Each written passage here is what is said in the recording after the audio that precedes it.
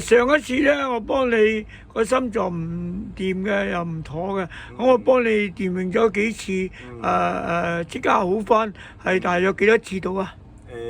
我嗰陣時係半邊身喐唔到，咁啊呢度到個心呢個位到隻手喐唔到啦，咁啊揾咗醫師嚟，我記得係6-7次左右，個心已經係舒服翻晒啦，係啊，即係唔會再痛啊，喐唔到咯，係啊。咁你睇其他醫生睇咗好耐，覺得有冇跡象好啲咁咧？冇啊，冇啊，冇啊，佢開中藥俾我飲㗎咋，咁啊，其他西醫有咩講咧？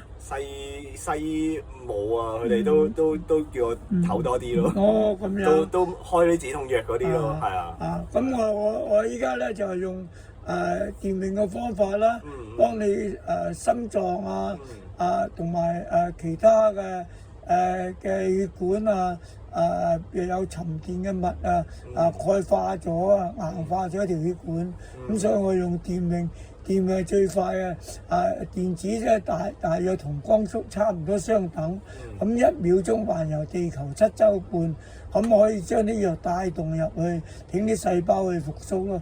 咁我啲中藥咧有埋復甦藥等等，咁變咗係快過西醫好多倍咯。咁你覺唔覺得啊？覺得啊，係啊，真係唔該晒夏醫師啊，係啊，拜拜。係啊，好唔該晒。